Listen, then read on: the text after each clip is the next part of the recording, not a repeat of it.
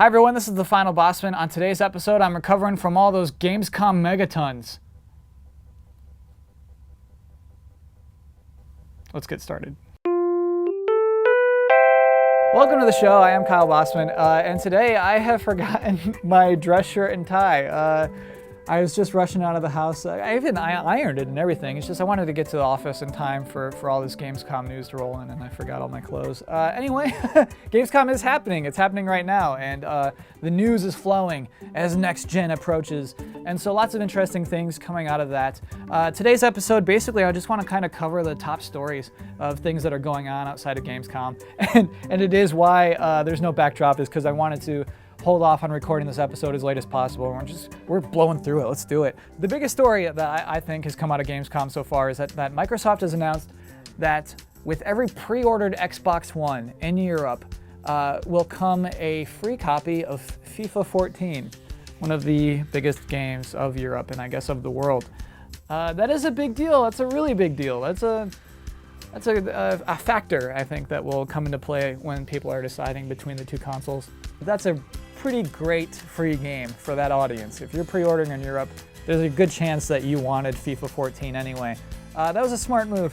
Here's the weird thing though, is that they added a funny little, I guess parenthetical, little addition, is that it's while stocks last. While stocks last. And I guess in the United States we'd say while supplies last. That's a weird little detail to tack on the end. What that does is it kind of creates doubt. Suddenly we're thinking, how many supplies are there? How big is this deal? Why would they make a note to add that at the end? Is this going to be a lot of FIFA 14s or is it going to be a little bit? I'm sure there's still plenty. I'm sure everyone who did pre-order at this point will be getting FIFA 14, which is a neat thing. Congratulations to those in Europe who wanted that game. And honestly, good move, Xbox One. I hope that helps in the future. Next story I want to talk about, and this sort of acts as a follow-up to last week's episode, Amazon Game Studios has hired Eric Nyland, who is an author. He's written a lot of novels, a lot of Halo novels, most notably Halo Fall of Reach, which I guess is the best one, if the internet can be trusted. Eric's been hired as the director of narrative design, which is interesting, especially in perspective of these rumors about an Amazon games console. Because if you look at Amazon Game Studios now, and all of the games they have developed, it is one game.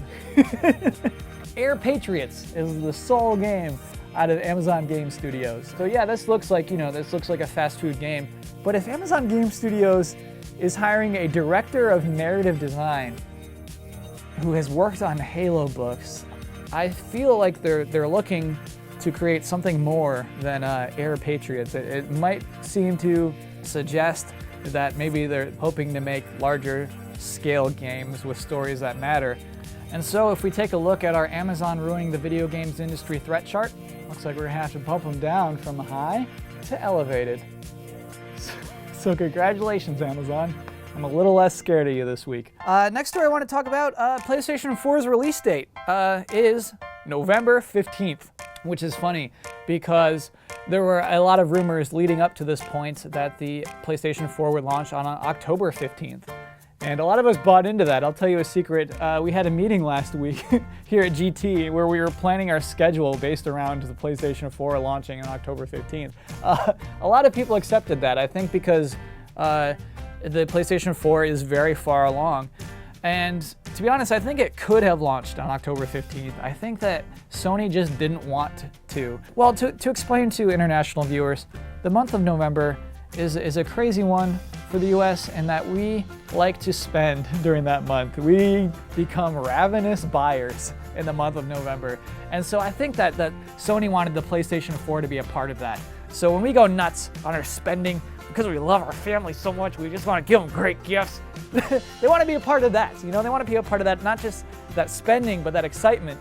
And to launch your console amongst all of that. Oh, we got to get it. Oh, it's got to be the #1 Christmas present. I think is a good idea. And so while the PlayStation 4 could have probably been in our hands October 15th, it is probably more financially responsible to launch it on November 15th. And if you are in Europe, November 29th.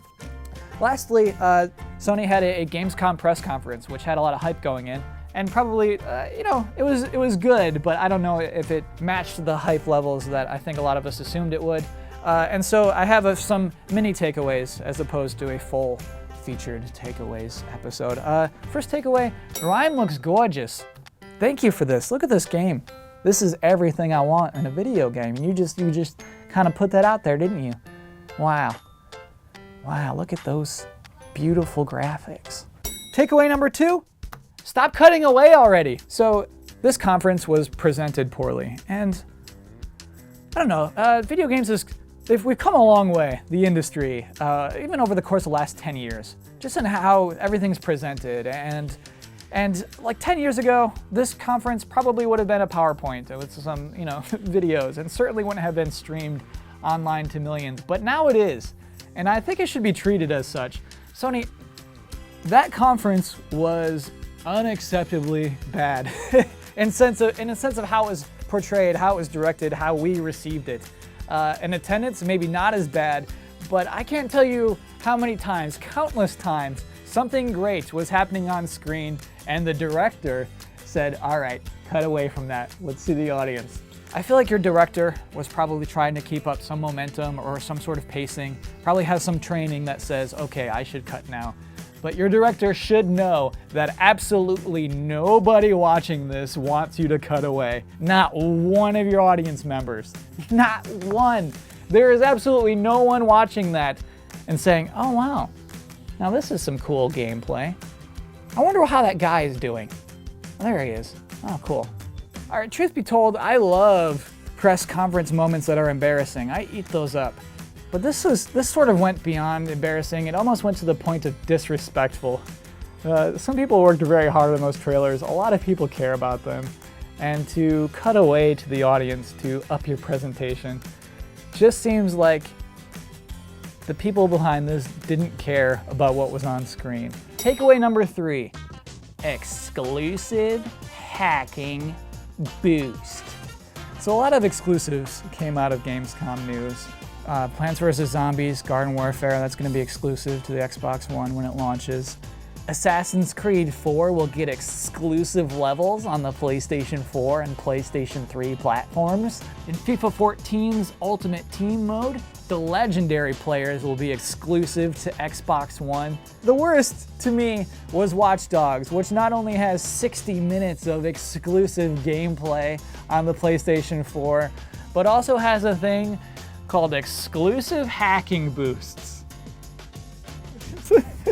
It infuriates me. It honestly makes me so mad that it's advertised, hey, this game is gonna be marginally easier on PlayStation platforms. Doesn't that make you want it? Isn't that like, what? No, that shouldn't exist. No one should make exclusive hacking boosts. Oh, hacking's gonna be easier on the PlayStation? Oh, I better get that version. Xbox Play, throw the Xbox. It's atrocious. And what's worse, I wanna know whose idea it was. I wanna know if Sony comes to Ubisoft and says, hey, we'd really love to have some exclusive content for our version of Watch Dogs. What can you offer us? And if Ubisoft says, well, a few of us designers were sitting in a circle and we thought maybe it'd be cool to give you hacking boosts exclusively to your platform so you can hack faster on the PlayStation. The hacking was designed and you're just, well, let's make it a little faster for the PlayStation version. Okay, that is the episode. Oh, and actually before we go, I have a format retirement to announce.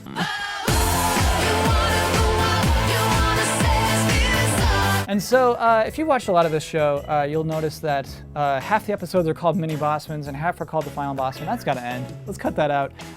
Henceforth, every episode of this show is called The Final Bosman. There's gonna be 52 episodes in the year. Like, give me a break. What do you want from me? Anyway, I feel like it's just simple to call them all The Final Bosman. And so, henceforth, they are all The Final Bosman.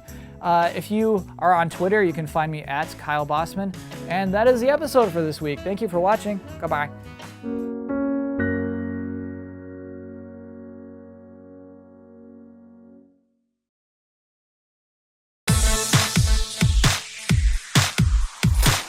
So why do we have to do rehearsals for a PAX panel? Because we have to get this perfect. Marcus isn't even here today. I told you, Ben is Marcus. Ben is nothing like Marcus. Okay, this is stupid. I'm going. No. We're gonna do the Q&A rehearsal now. I have a question for Michael Damiani.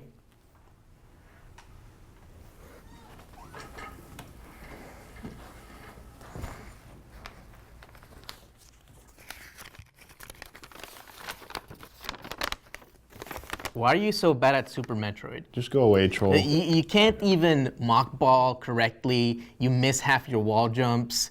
You go can't away, shine troll. spark the way it's supposed to be done. Why do you even call yourself the king of pop fiction? Whoa, hey, come on. Good God. I just have to say something. You are both a bunch of tosspots. Please don't use that word. If you're going to PAX Prime this year, you are officially invited to our panel, the Game Trailers Originals Power Hour. Pop Fiction's Michael Damiani, Annoyed Gamer's Marcus Beer, and the Final Bosman's Kyle Bosman will be there for reveals, rants, and all the answers to any weird questions you feel like asking. We'll see you Friday, August 30th at 6:30 p.m. in the Unicorn Theater. This is an okay shot to start the show with, but I wonder what it would look like if they zoomed in and out wildly. There we go, I like that.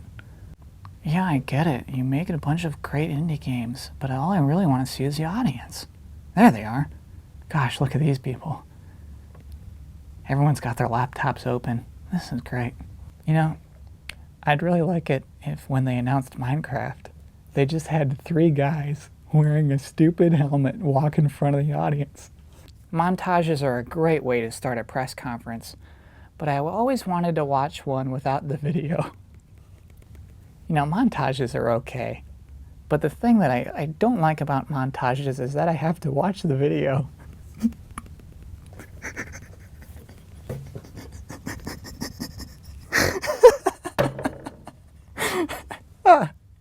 I wish that I could just hear the montage.